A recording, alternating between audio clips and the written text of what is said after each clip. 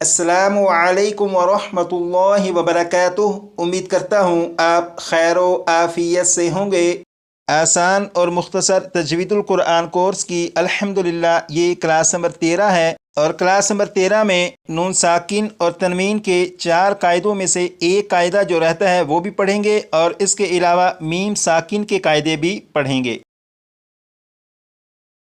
नून साकिन और तनवीन के 4 कायदे हैं, इजहार, इख्फा, इदगाम, इकलाब। इन 4 कायदों में से इजहार, इख्फा और इदगाम ये 3 कायदे तो आप पढ़ चुके हैं, लेकिन इकलाब के बारे में अभी नहीं पढ़ा। तो अब इकलाब के बारे में पढ़ेंगे कि इकलाब किसे कहते हैं।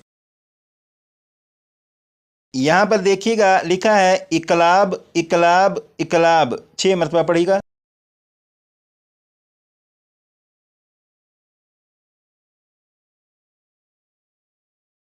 आपने पढ़ा इकलाब। इकलाब का माना यहाँ पर ब्रैकेट के अंदर लिखा हुआ है बदल देना। इकलाब का माना है बदल देना, 6 मरतबा पढ़ेगा।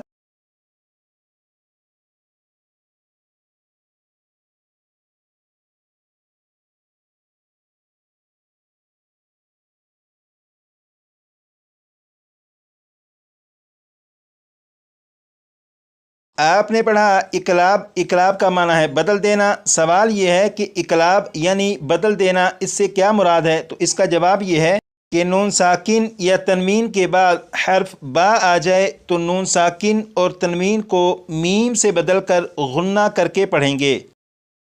आप यहाँ पर देखें, ये है नून, नून के ऊपर जज्म है। जब नून के ऊपर जज्म है तो ये नून साकिन है। नून साकिन के बाद बा है। जब नून साकिन के बाद बा है तो इस नून साकिन को फिर नहीं पढ़ेंगे, बल्कि नून साकिन को मीम से बदलेंगे और गुन्ना करके पढ़ेंगे। जैसे बिस्मिल्लाहिर्रहमानिर्रहीम, यहाँ पर लिखा है मिन मिन।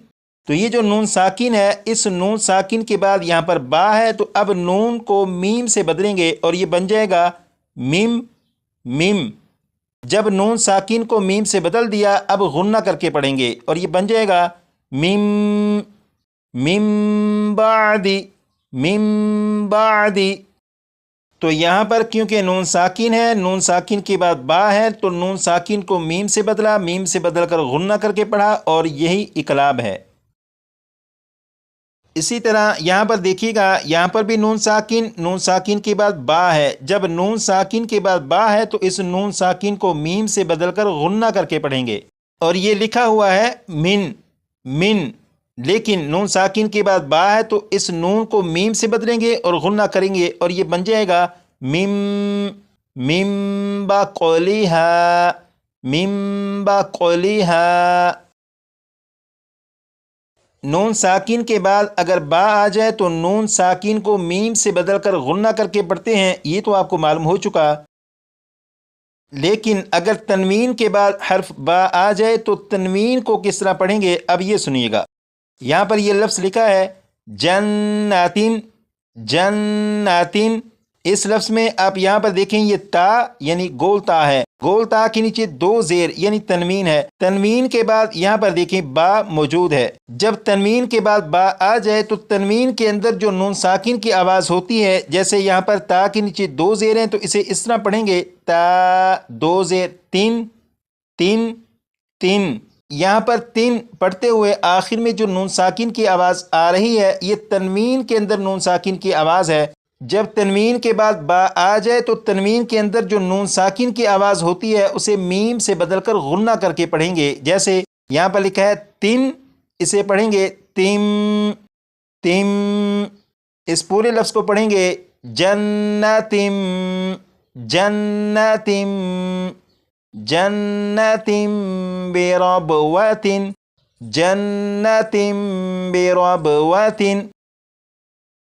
अब यहाँ पर देखिएगा, ये लफ्ज़ है किरामिन। यहाँ पर मीम के नीचे 2 ज़ेर यानी तनवीन है। तनवीन के बाद यहाँ पर देखें बा मौजूद है। जब तनवीन के बाद बा है तो यहाँ पर इकलाब होगा, यानी यहाँ पर तनवीन के अंदर जो नून साकिन की आवाज़ होती है उसे मीम से बदलकर गुन्ना करके पढ़ेंगे और ये पढ़ा जाएगा किरामिम किरामिम बररातिन किरामिम बररातिन।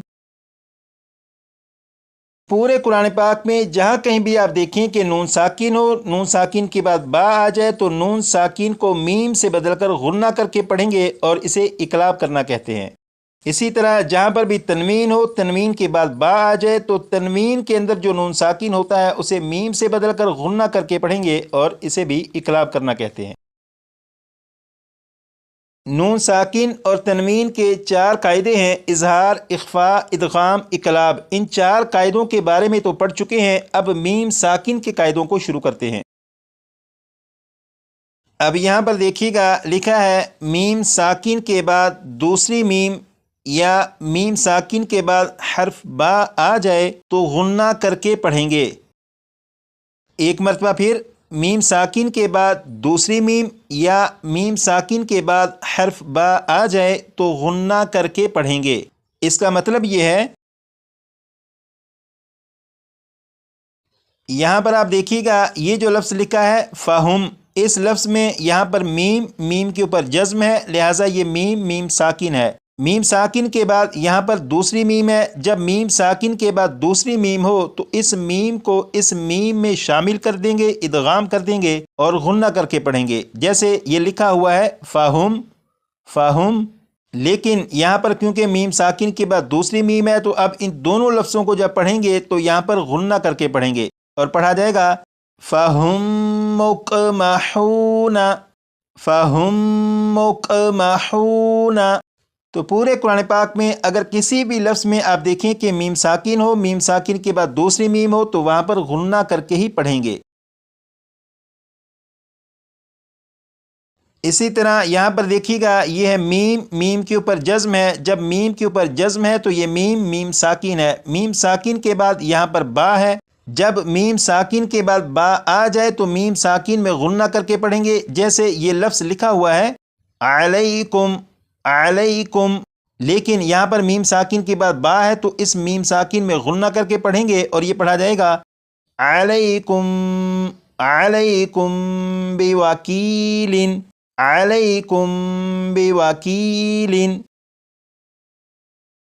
تو یہاں پر یہ جو لکھا ہے کہ میم ساکن کے بعد دوسری میم یا میم ساکن کے بعد حرف با آ جائے تو غنہ کر کے پڑھیں گے، اس کا یہی مطلب ہے کہ جیسے یہاں پر یہ میم ساکن ہے، میم ساکن کے بعد دوسری میم ہے تو یہاں پر غنہ کر کے پڑھیں گے، اسی طرح یہاں پر میم ساکن کے بعد با ہے تو میم ساکن میں غنہ کر کے پڑھیں گے۔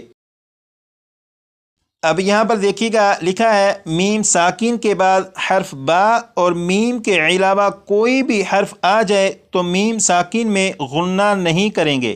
ایک مرتبہ پھر میم ساکن کے بعد حرف با اور میم کے علاوہ کوئی بھی حرف آ جائے تو میم ساکن میں غنہ نہیں کریں گے۔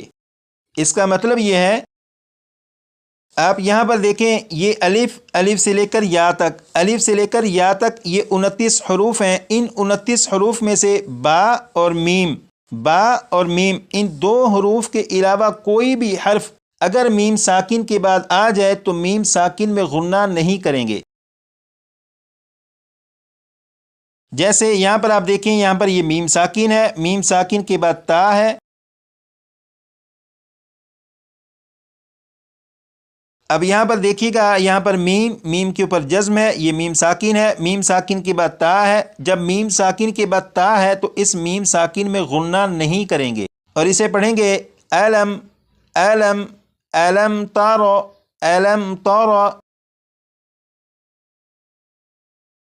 اسی طرح یہاں پر بھی دیکھیں میم کے اوپر جزم، لہٰذا یہ میم ساکن ہے، میم ساکن کے بعد یہاں پر یا ہے، جب میم ساکن کے بعد یا ہے تو اس میم ساکن میں بھی غنہ نہیں کریں گے اور اسے پڑھیں گے لم یلد۔ تو یہاں پر یہ جو لکھا ہے کہ میم ساکن کے بعد حرف با اور میم کے علاوہ کوئی بھی حرف آ جائے تو میم ساکن میں غنہ نہیں کریں گے، اس کا یہی مطلب ہے کہ میم ساکن کے بعد اگر با یا میم آ جائے تو غنہ کریں گے، بقیہ کوئی بھی حرف آ جائے تو غنہ نہیں کریں گے۔ آج کی کلاس میں یہ جو سبق پڑھا اقلاب اور اس کے علاوہ میم ساکن کے جو قواعد پڑھے، یہ سبق مشکل نہیں، بہت آسان سبق ہے۔ آپ کوشش کریے گا کہ کم از کم 25 سے 30 مرتبہ پڑھ کر اس سبق کو بھی یاد کر لیجیے گا۔ آپ سے گزارش کی گئی تھی کہ اس کورس کی جب پہلی 13 کلاسیں مکمل ہوں گی تو اس کے بعد آپ کا ایک ٹیسٹ ہوگا، اور وہ ٹیسٹ 25 سوالوں پر مشتمل ہوگا۔ ہر سوال کے درست جواب کے 4 نمبر ہوں گے۔ ٹوٹل 100 نمبر کا یہ ٹیسٹ ہوگا، اور وہ 25 سوالات یہ ہیں۔ یہاں پر سوال نمبر 9 سے سوال نمبر 16 تک، یہاں پر سوال نمبر 17 سے سوال نمبر 25 تک۔ یہ جو 25 سوالات ہیں، ان 25 سوالات کے جوابات پہلی 13 کلاسوں میں موجود ہیں۔